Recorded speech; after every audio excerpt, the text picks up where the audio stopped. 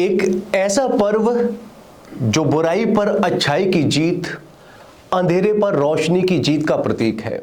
उस पर्व को पाकिस्तान से आए दो सनकी और जाहिल लोगों ने खूनी रंजिश से भर दिया। जी हां, ये कहानी सिडनी की है।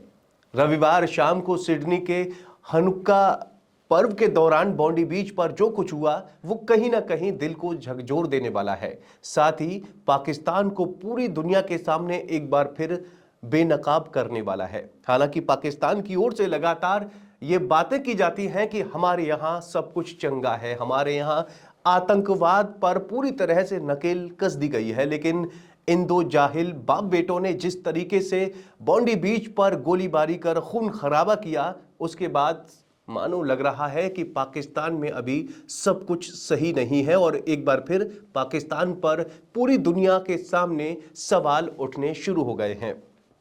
आपको बता दें कि ये दोनों बाप बेटे, जो अभी जानकारी निकल कर आ रही है वो ये है कि ये दोनों बाप बेटे रविवार शाम को मछली पकड़ने के लिए, मतलब उस बहाने से बॉन्डी बीच पर गए थे और वहां उन्होंने अंधाधुंध फायरिंग कर दी और इसमें तकरीबन जो अभी तक की खबर है उसमें 16 लोगों की जो है मौत हो चुकी है, जिसमें एक 12 साल का बेटा भी है। उसके अलावा 40 लोग जो है उसमें घायल हुए हैं जिनका उपचार चल रहा है। वहीं जो वहाँ का पुलिस प्रशासन है, उन्होंने बाप जो है मौके पर मारा गया है और जो बेटा है वो अभी अस्पताल में भर्ती है और गंभीर रूप से जो है जख्मी है। पाकिस्तान से ये लोग सिडनी में रह रहे थे और वहां पर उन्होंने पता नहीं क्या हुआ, इनके दिमाग सनकी तो है ये, और गोलीबारी कर दी। और जिनकी पहचान जो है वो ये साजिद अकरम, ये जो है बाप था और बेटे का नाम था नवीद अकरम। दोनों बाप जो है मारा जा चुका है और बेटा गंभीर रूप से घायल है।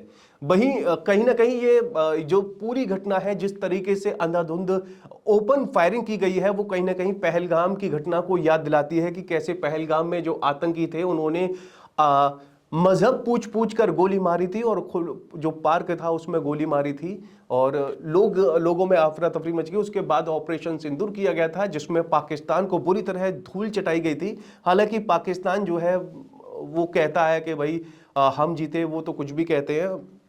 उन्होंने, पाकिस्तान ने भी भारत पर हमला किया था, लेकिन कुछ खास क्या, एक कांच का टुकड़ा तक नहीं टूटा था। खैर, अब सवाल उठता है कि ये हनुक्का जो पर्व है वो क्यों मनाया जाता है, कैसे मनाया जाता है और कितने दिन का होता है। तो आपको बता दें कि हनुक्का पर्व जो है ये 8 दिनों तक चलता है और इस वाले जिस वक्त ये वारदात हुई है ये 14 दिसंबर से शुरू हुआ था और 22 दिसंबर को इसका समापन होना था। हालांकि हनुक्का का इतिहास करीब 2000 साल पुराना है। उस समय यहूदी क्षेत्र पर यूनानी शासकों का शासन था। ऐसा बताया जाता है कि यूनानी सत्ता ने यहूदियों की धार्मिक परंपराओं पर कड़े प्रतिबंध लगा दिए थे। यहूदियों को अपने रीति रिवाजों और धार्मिक अनुष्ठानों का पालन करने से रोका गया। यूनानी राजा एंटियोकस चतुर्थ ने हालात और भी गंभीर कर दिए। उसने यरूशलेम स्थित यहूदी के पवित्र स्थल में अपनी मूर्ति स्थापित करवाई और यहूदियों को यूनानी देवताओं की पूजा करने के लिए मजबूर किया। यहूदी समुदाय ने इस आदेश को मानने से साफ इनकार कर दिया। इस अत्याचार के विरोध में यहूदियों के एक छोटे से समूह ने विद्रोह किया। उन्हें मक्कबी कहा जाता है। संख्या में कम होने के बावजूद मक्कबी योद्धाओं ने साहस के साथ यूनानी सेना का सामना किया। यह संघर्ष करीब 3 साल तक चला, जिसके बाद मक्कबी योद्धाओं ने जीत हासिल की। हालांकि इस युद्ध के दौरान यहूदियों का पवित्र स्थल बुरी तरह नष्ट हो चुका था, जिसके बाद मक्कबी योद्धाओं ने पवित्र स्थल की सफाई की और उस पर मरम्मत करवाई। विजय के उपलक्ष्य में पवित्र स्थल सिनोग में तेल का दीपक जलाया जाता है, लेकिन समस्या यह थी कि वहां मौजूद पवित्र तेल सिर्फ 1 दिन के लिए ही पर्याप्त था। कहते हैं कि वो दीपक लगातार 8 दिन तक जलता रहा, जब तक कि तेल की व्यवस्था नहीं हो गई। यहूदियों के लिए यही घटना सबसे बड़ा चमत्कार मानी जाती है। यही कारण है कि यह पर्व 8 दिनों तक मनाया जाता है। हनुक्का वैसे हर साल हिब्रू कैलेंडर के 9वें महीने किस्लेव की 25 तारीख से शुरू होता है। चूंकि हिब्रू कैलेंडर चंद्र सौर प्रणाली पर आधारित है, इसलिए ग्रेगोरियन कैलेंडर में इसकी तारीखें बदलती रहती हैं। इस दौरान सबसे अहम परंपरा है कि मेनोरा या हनुक्रिया जलना। इसमें हर शाम एक नया दीपक जलाया जाता है जो अंधकार पर रोशनी की जीत का संदेश देता है। हनुक्का के दौरान परिवार और समुदाय के लोग एक साथ इकट्ठा होते हैं, धार्मिक गीत गाए जाते हैं और ड्रेडल नाम का पारंपरिक खेल खेला जाता है। यह त्योहार बच्चों के लिए बेहद खास होता है। उन्हें उपहार दिए जाते हैं और गेल्ट यानी हनुक्का मनी भी दी जाती है। कई परिवारों में परंपरा है कि आठों रात बच्चों को छोटे छोटे तोहफे दिए जाते हैं। हनुक्का के दौरान तेल में बने व्यंजनों का विशेष महत्व होता है। ये पकवान उस चमत्कार की याद दिलाते हैं जब तेल 8 दिनों तक जलता रहा। इस खास मौके पर परिवार के लोग साथ बैठकर भोजन करते हैं।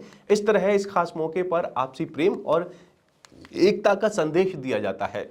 और यही पर्व जो है बॉन्डी बीच पर मनाया जा रहा था, जिसमें 2 आतंकवादियों ने जो है अंधाधुंध फायरिंग कर दी। आपको बता दें कि इसकी एक वीडियो भी वायरल हुई थी, जिसमें एक जो शख्स था ऑस्ट्रेलिया के रहने वाला, वो उसने हिम्मत दिखाई और एक आतंकवादी को जो है वो उसका बेटा ही था, उसको पकड़ लिया। उससे पीछे से जाता है और उसकी जो है बंदूक छीन लेता है और फिर वो आतंकवादी उससे अपनी जिंदगी की भीख मांगता है। लेकिन उसके जो बैकअप फायर था, उसके पिता जो है वो बार बार उस पर अटैक कर रहे थे। हालांकि जो ऑस्ट्रेलिया का जो नागरिक है उसकी काफी प्रशंसा की जा रही है और वो सुरक्षित है। तो आपका इस बारे में क्या कहना है, कमेंट करके जरूर बताएं और चैनल को जरूर सब्सक्राइब करें।